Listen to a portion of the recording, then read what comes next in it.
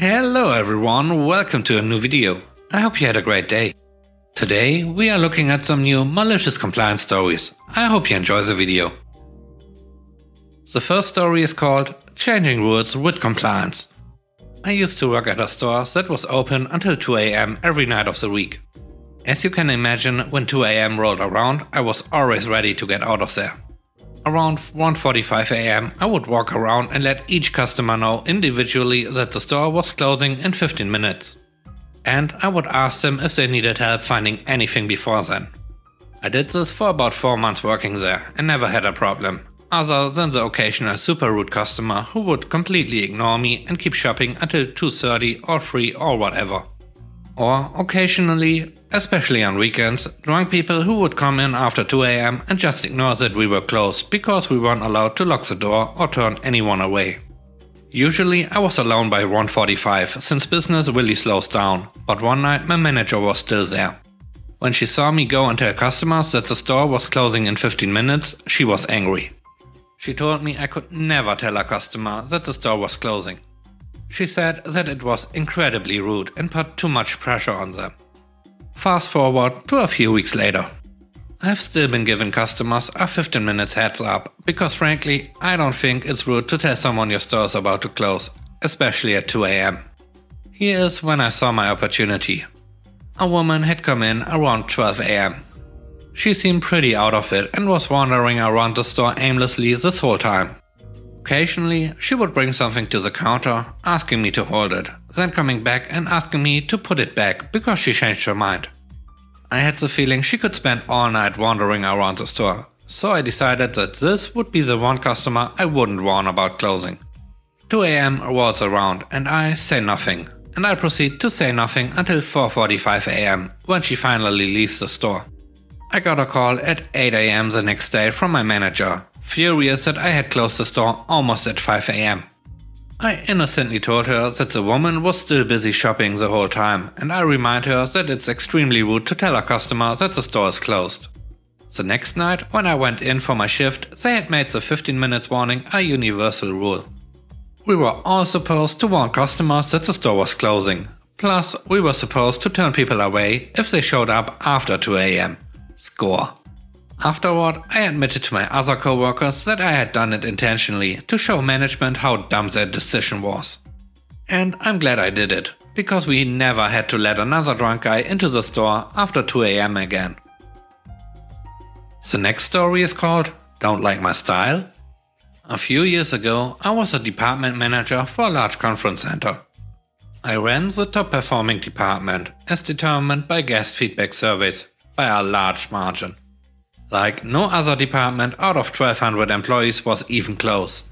And my dress style was always nice and professional. The dress code didn't say we needed to have button-up shirts and ties, but I did it anyway, cause I looked great and professional. And I met with the leaders of large conferences multiple times per day. I dressed to impress. They were my clients, and whatever their problem was, I was going to fix it. My demeanor and professional attire did great things to alleviate their concerns. My bosses got on a dress code kick for some reason. They made me and my small department, 6 people in total, start wearing lame, colorful, standardized shirts with a logo on the front. The rationale was that the clients should be able to identify me as a staff member. I get the logic, but that was what my lanyard and name badge were for. Plus, the bright colorful dress code shirts was actually detrimental to my work, as I often work backstage as a tech during band performances. The industry standard color for techs is black, but they wanted me to wear a bright yellow. I tell them my concerns about my shirt's bright colors being a distraction for the audience, as I do work backstage. My bosses don't care, they made up a new dress code and want me to follow it. Fine. So I wear the shirt. But then I also wear a nice sweater vest or just a vest on top of it. And I still got my tie on. I like ties. But to make it explicitly clear that I'm staff, I get my own hat made and my own expense too, that shows the company's name on it. Again, my badge and lanyard are always visible. But now I can do my backstage work without being a distraction to the audience that might glimpse my movement as I go about doing scene changes or something. But then my bosses tell me that the company's logo has to be visible on my shirt and I therefore can't wear a vest. So then I get the company's logo embroidered on my shirt sleeve, also at personal expense. Problem solved, right? I'm wearing the shirt they gave me and the company's logo is visible. At this point my boss is mad at me and is trying to write me up for any possible infringement of company policies. I know how to read a room and I immediately start going to the HR director to approve of my new and evolving malicious compliances of this ever-changing dress code policy. My boss says that we can't wear hats. Okay, fine. My hair is visible for all to see and I quickly become aware of the next thing my bosses are going to tell me to fix. My hair. They are going to cite some vague language in the employee handbook about hair length. So I go to the HR director preemptively and ask for clarification for hair length. After a 10-minute conversation, we both agree that I'm perfectly fine with nothing to worry about. My hair is nice, in a bun and looks good. It's well kept and stylish, and my specific clientele actually really likes it because they are mostly hipsters anyway. But my bosses don't see it that way. They say that my hair is too long and needs to be cut. I ask them how long is too long. I am, after all, a rule follower and will obey the rules.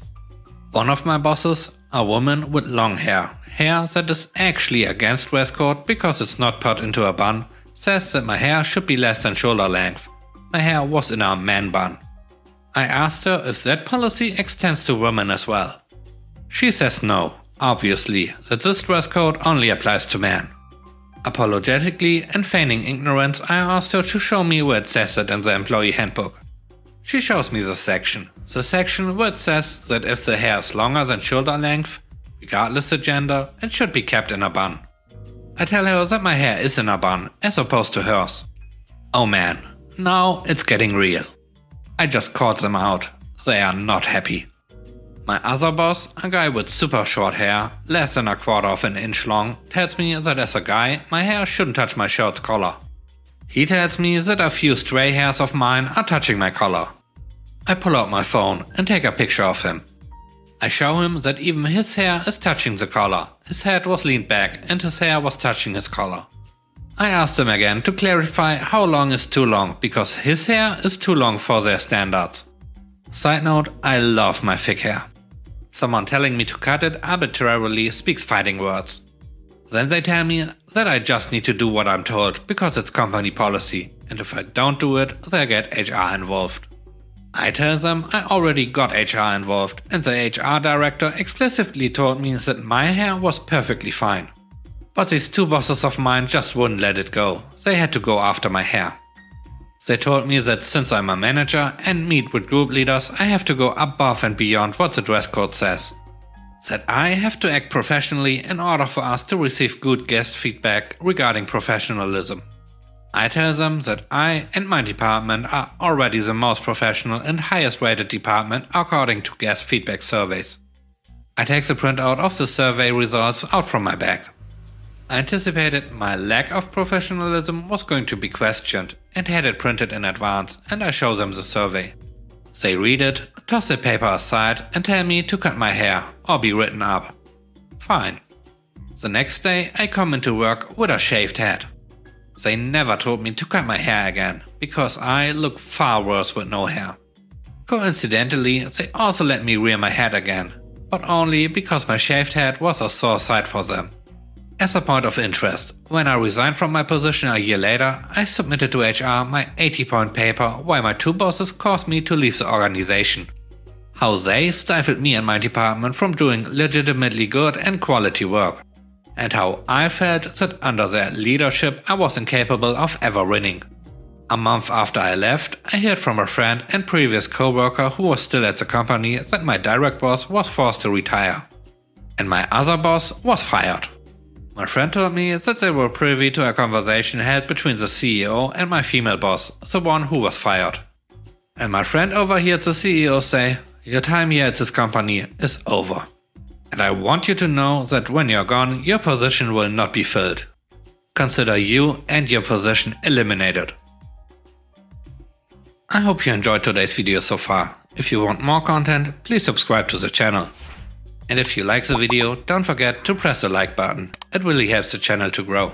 And now, on to the last story. The last story is called I Can't Be Fired for It. I worked at a grocery store for about 5 years doing checkout. The company instituted a program that tracked how fast we scanned groceries. To be a top performer, you had to literally throw the groceries into the cart at a rate that upset most customers for the chance to win a $20 gift card. We got paid minimum wage. Based on the speed they wanted, I knew I was never going to be a top performer. I enjoyed talking to the customers, most of them. And thus, my numbers were low, like the bottom 10% low, but my customer satisfaction scores were through the roof. About 2 months into the program, they put up what I call a wall of shame. They drew a line of people doing satisfactory work and those who were not. Every week they would tell me that I wasn't cutting it. For the 4th or 5th time being told, I asked where in my contract it stated that I could be fired for being below this number. The manager grudgingly said that they could not fire anyone under the line. At which point I promptly told him at the ripe age of 17 to never tell me about the line again. He did not like that. Fast forward a week and I'm pulled off register to be told I will be training with new hires on how to scan items quickly and efficiently.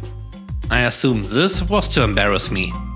Training simply consisted of scanning the same items over and over till we got faster. No customers, no stress, it was amazing. After 3 weeks of training, my numbers actually got slower. The fake imaginary customers didn't mind how slow I went. I was put back on register and it was never mentioned to me again. Thanks for watching the video. I hope you enjoyed it. If you did, please consider subscribing to the channel for more content. Let me know what you think about the stories in the comment section below. Have a great day. Bye bye.